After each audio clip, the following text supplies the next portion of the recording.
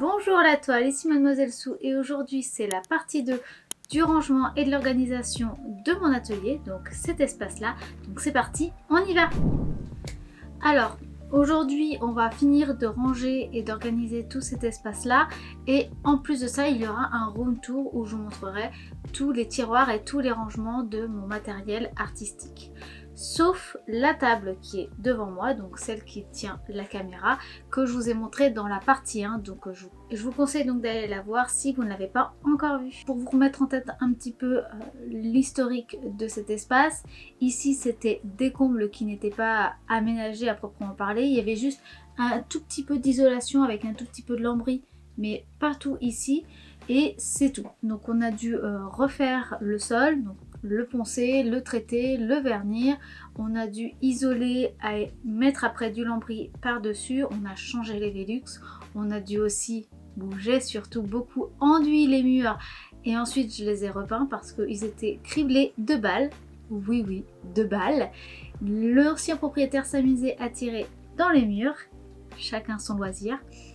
Et voilà, donc à partir de là, on a pu commencer à aménager tout ça.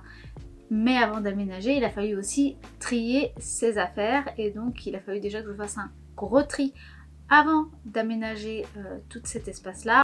Pour ce qui est de ce plan de travail, je vous en ai parlé un petit peu, mais à peine vaguement. Donc je vais développer un peu plus cette fois-ci sur ces espaces-là. Alors, comme vous pouvez le voir, on est dans des pentes, hein, c'est des combles. Donc le problème des combles, c'est qu'en général quand on met des meubles classiques, eh bien ça coince parce que ça fait une pente comme ça et vos meubles sont carrés et donc du coup il y a toujours un petit espace ici qui reste un petit peu vide.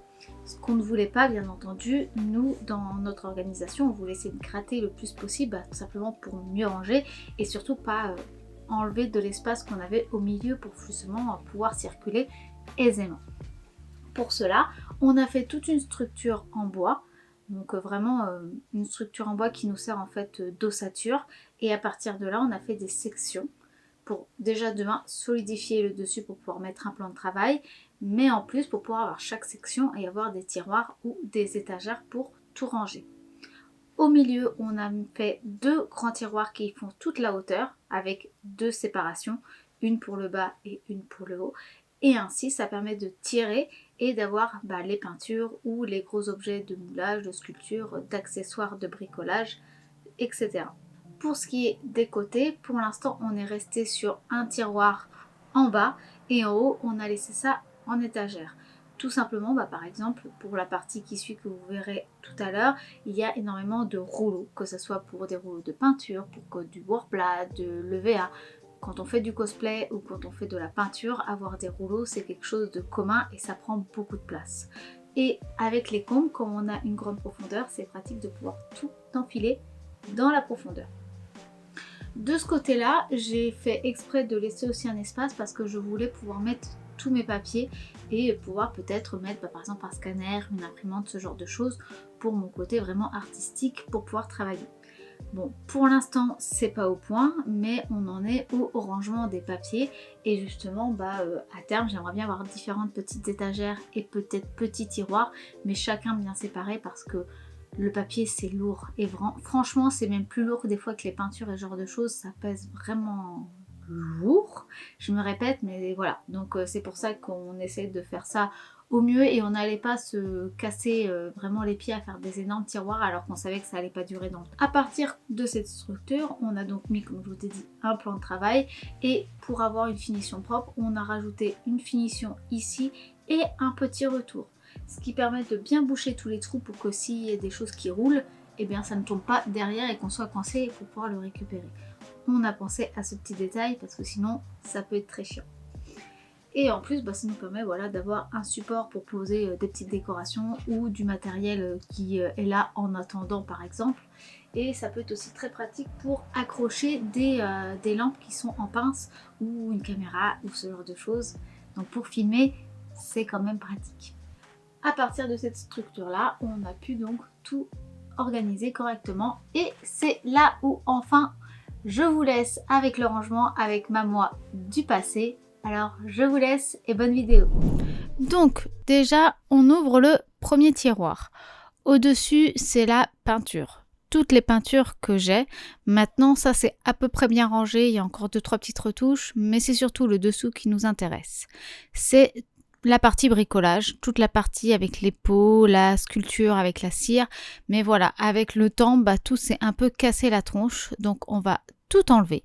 Mais je dis bien tout enlever pour pouvoir réorganiser, vu que là, ça n'est pas viable en l'état. Donc on enlève parce que vous voyez, il y a plein de choses qui sont tombées, et puis on va réagencer tout ça. Donc là c'est vide, donc on va pouvoir passer à l'organisation. On commence par mettre chaque élément ensemble, c'est-à-dire toutes les bouteilles ensemble, tous les pots ensemble, etc. Là, j'ai créé des cartons pour pouvoir ranger les tubes ensemble, les bombes ensemble. J'ai pris des vieilles boîtes à chaussures pour ranger les plans de travail avec les silicones que j'ai enroulés avec un élastique pour ne pas que ça se défasse. J'ai mis toutes mes bouteilles de pouring ensemble dans un autre carton, les gants et bien sûr tout le matériel pour le pouring ou pour la peinture en règle générale.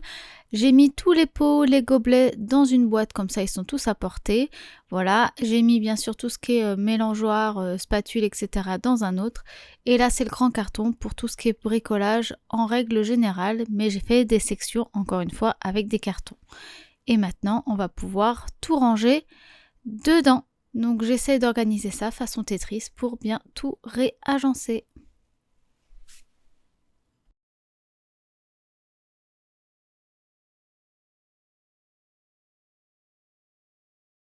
Voilà où on en est. Donc tout au fond, on a la partie sculpture avec la cire de modelage, le plâtre, puis les bouteilles de pouring. Ensuite, le bricolage avec tous les accessoires qu'il peut y avoir, donc du scotch, des vis, des choses comme ça. Là, on a les boîtes pour la peinture avec les bâches, avec les petits outils, les petites éponges pour le pouring et la peinture en règle générale. Les bombes. Et puis derrière, on va avoir le reste de tout ce qui est tubes et pots, en sachant que j'ai essayé de mettre vraiment les pots vraiment à portée de main, ainsi que la balance et le miroir, parce que c'est vraiment ce que j'utilise le plus, donc il faut que ce soit le plus facile d'accès. Donc là, on va passer à la peinture. Donc là, vous avez la partie peinture avec la peinture à l'huile, la gouache. On a ici tout ce qui est pigment, même si c'est un peu le bazar. Là, c'est vraiment les gros pots d'acrylique qu'il faut que je finisse. Et une fois que ce sera fini, je pourrai mettre les grosses parties à la place. Mais voilà, ça avance plutôt pas mal. Et j'ai voulu continuer, mais il y a un petit chien qui me dérange. Et maintenant, je fais comment pour ranger? Oh, j'ai mal au genou. Ah là là là là. À votre avis, c'est comme ça qu'on range? Sans papouillant?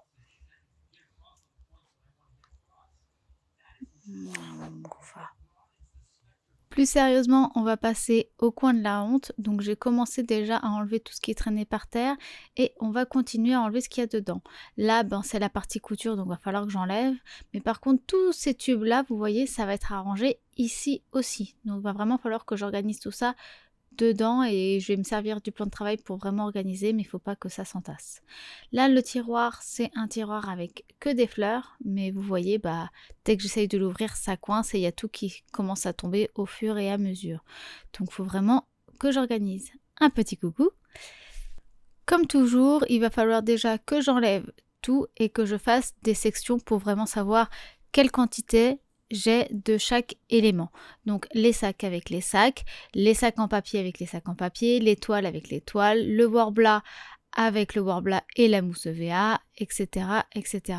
Et je sélectionne tout bien ensemble. Et voilà, et donc vous voyez, il y avait plein de choses qui étaient un peu disparates, c'était un peu partout. Là, j'essaie de voir la longueur si tous les tubes passent ensemble. Mon projet pour ici, ça va être de séparer en deux pour pouvoir mettre tout d'un côté tous les tubes, donc tous les tubes qui sont ici, mais aussi tous les tubes qui sont là, pour qu'ils ne retombent pas sur le côté, parce que si j'empile les tubes, automatiquement ils vont retomber. Et surtout, c'est que si je mets tout comme ça et que je surpose et que je commence à mettre d'autres choses, ça va se casser la tronche. Donc si je mets comme ça, je vais pouvoir tous les empiler, je pourrai en récupérer un et puis remettre par-dessus, ça c'est pas gênant. Mais pour ça, il faut donc que je sépare. J'aurais bien voulu séparer en longueur, mais j'ai plus de plans comme ça. Donc comme j'ai plus de planches comme ça, je vais être obligée de séparer en profondeur et j'ai plein de chutes comme ça. Comme j'ai plein de chutes comme ça, je vais pouvoir mettre plusieurs petits pieds à l'allonger pour pouvoir bloquer tous mes rouleaux et que ça ne retombe pas dans ce sens-là. Pour cela, je vais donc prendre ce genre de pied, je vais en mettre je pense 3 ou 4 sur la longueur. Il faut juste que je mesure combien il m'en faut. Donc pour ça, je mets comme ça, voilà. Donc je le plante dans mon tiroir, vous voyez, et voilà. Et comme ça, je vais pouvoir le placer et marquer au crayon ce qui me manque.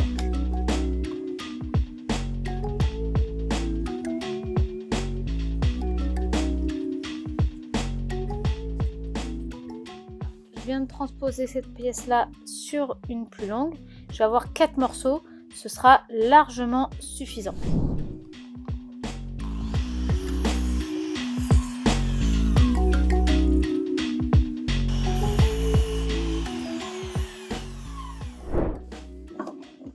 Mes planches sont découpées, je prends donc ma visseuse perceuse et les vis dont j'ai besoin avec quelques petites équerres chaises qui vont me permettre de tout fixer. Donc déjà il va falloir que je fasse des trous. Les trous pour pouvoir ensuite visser ces équerres sur l'espace que je fixais et ensuite aussi faire des trous sur mes planches en bois. Voilà, donc maintenant que c'est troué, on visse.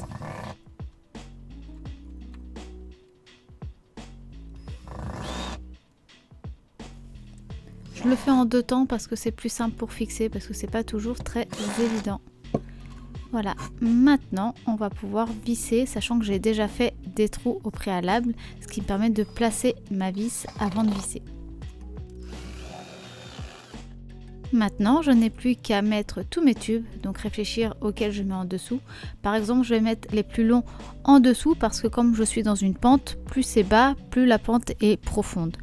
Et sur l'autre côté, je mets toutes mes toiles, les sacs à l'arrière et comme ça, on a tout de rangé.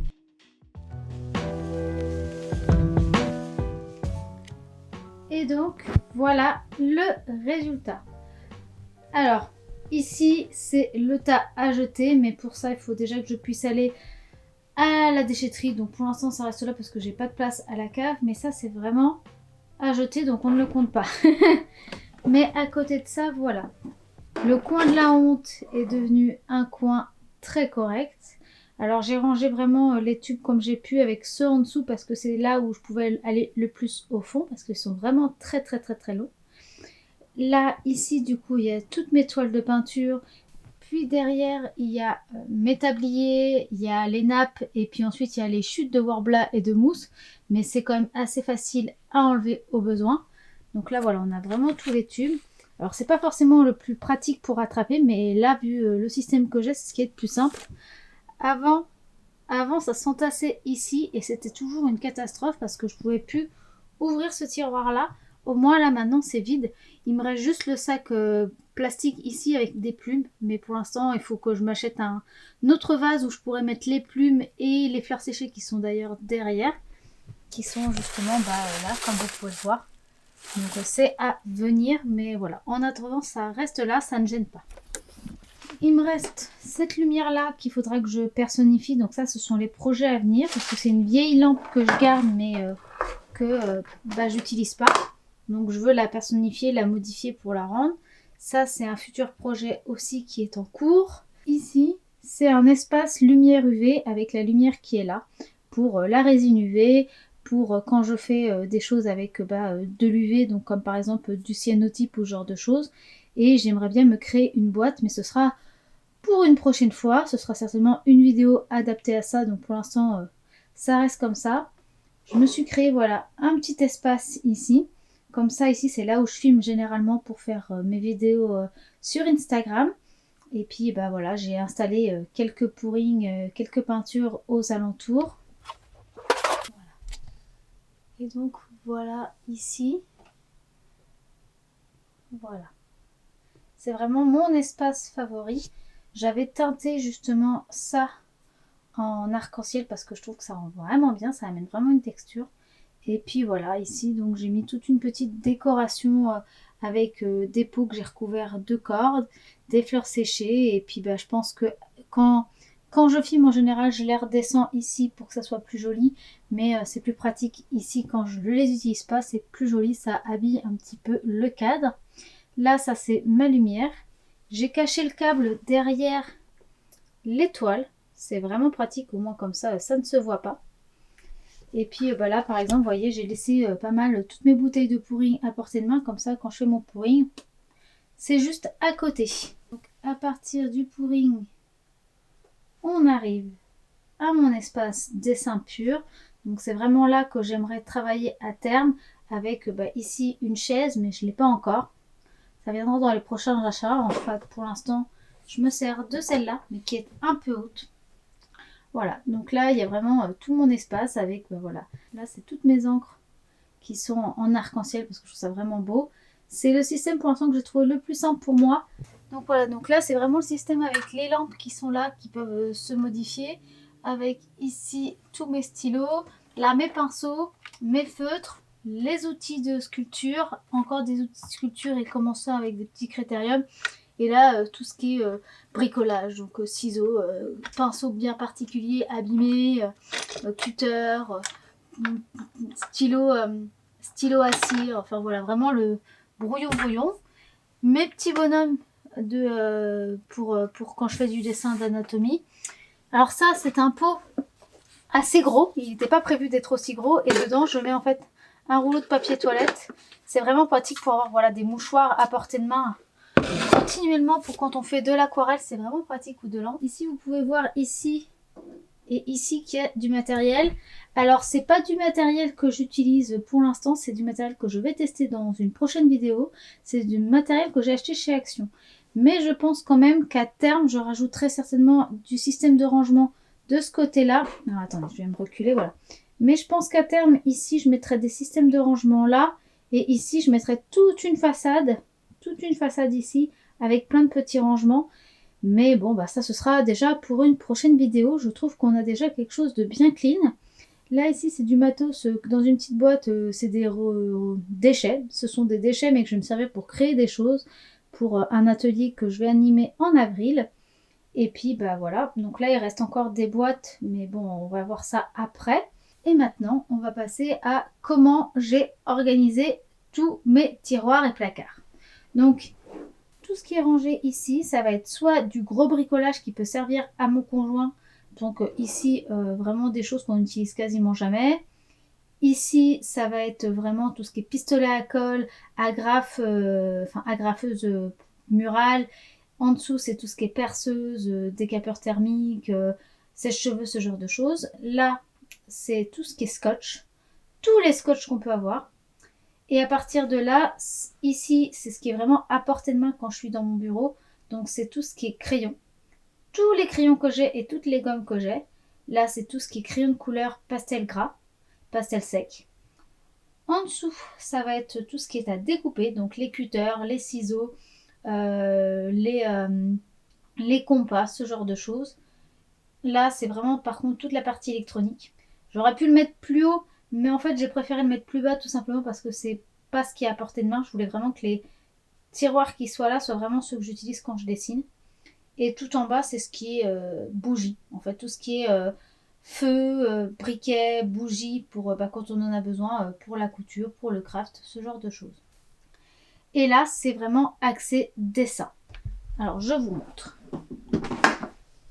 Donc, le premier tiroir, c'est tout ce qui est plumes. C'est tout ce qui est plumes et encre de Chine.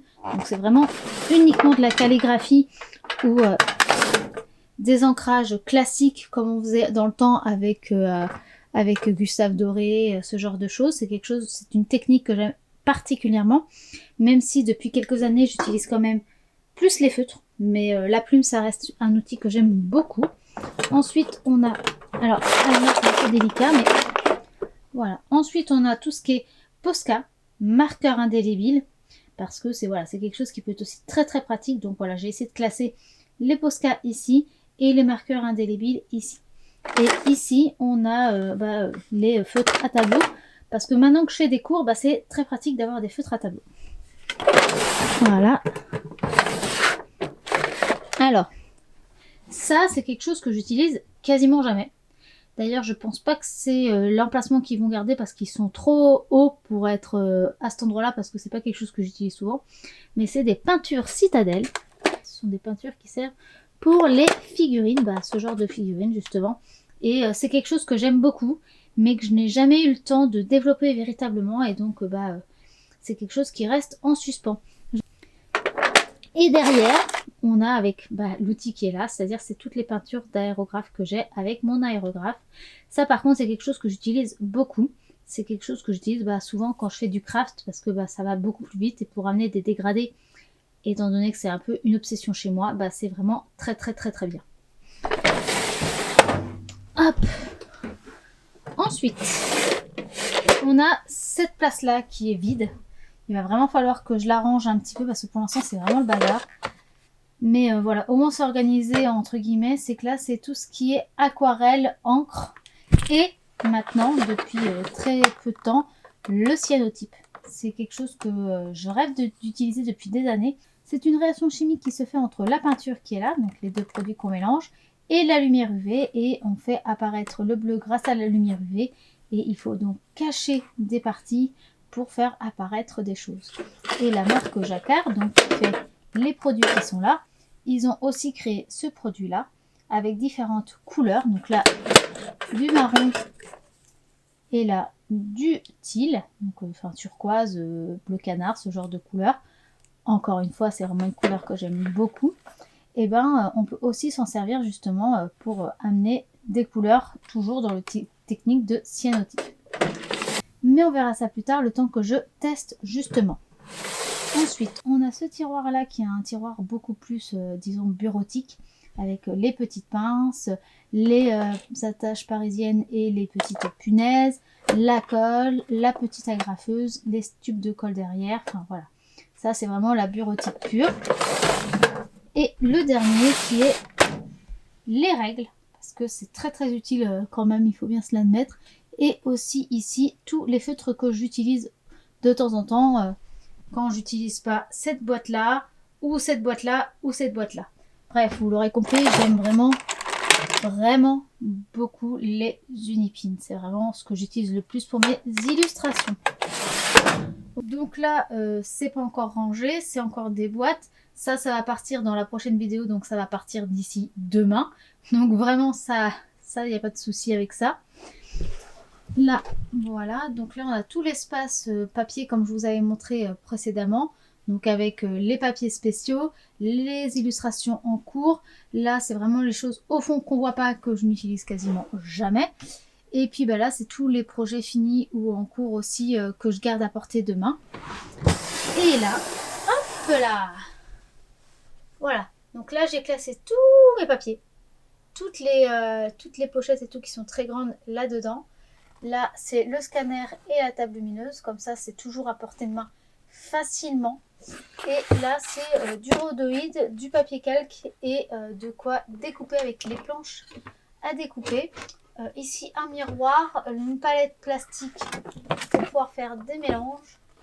Et ici, une palette en céramique pour faire de l'encre à alcool ou pour avoir un support quand je sculpte. Patte de chat! Voilà, donc là on arrive sur la partie peinture en haut et outils en tout genre pour ce qui est de la résine, de la sculpture, ce genre de choses, avec les bâches, les gants et les balances et les pots, etc. etc. Donc voilà. Voilà. Donc là voilà, j'ai tout classifié dans des boîtes. Alors ce sont des boîtes en carton que j'ai faites moi-même, mais on a tout ce qui est acrylique ici, tout ce qui est acrylique métallique et support un peu particulier ici. Là on a les mini acryliques en tube en dessous, plus la boîte de pouring PBO qu'il faut que je teste. Oh, ici, tout là, on a les pigments. Alors on a un tube là qui est en train de se casser, on a un pot là qui se casse la figure, mais en dessous, je vous montre, hop, ce ne sont que des pigments, voilà. Tout ce qui est ici, ce sont des pigments. Et là, on a la gouache. Et derrière la gouache, on aura la peinture à huile. Comme ça, on a vraiment tout à portée de main, tout est classifié et je sais où sont les choses. On a ce tiroir-là. Voilà. Donc c'est mon espace sculpture, moulage, tirage en résine, moulage en silicone. Donc on a ici tout ce qui est moule. Donc là on a tous les moules en silicone que j'ai pu faire, sauf les très grands que j'ai dû mettre ailleurs. On en a d'autres ici, ça c'est les tout petits. Là c'est les moyens, là c'est les tout petits qui sont ici. Voilà. Là, voilà, pour vous montrer, voilà, là c'est vraiment tous les moules. Là, on a les tirages en résine. Alors, j'ai mis ça pour une parce que pour l'instant, je ne sais pas où le mettre. Mais clairement, c'est pas sa place. Mais je sais pas où le mettre. Et là, ici, on a tous les tirages que j'ai pu faire. Donc, les gemmes, les têtes de mort, enfin, plein de choses. Et ici, voilà, vous avez des petits anneaux en métal et des en bois pour faire des réalisations en résine translucide que je compte faire par la suite et que je mettrai en vente aussi sur Etsy. Voilà, et là, on a tout l'espace moulure, donc avec le silicone. De l'autre côté, on a la résine, le latex. Donc comme vous pouvez le voir, c'est encore des boîtes de carton et j'ai mis dedans pour structurer chaque espace. Mais bon, bah écoutez, celui-là, je l'avais déjà rangé il y a de ça 2 ans et il tient plutôt bien. Celui-là, je suis assez content.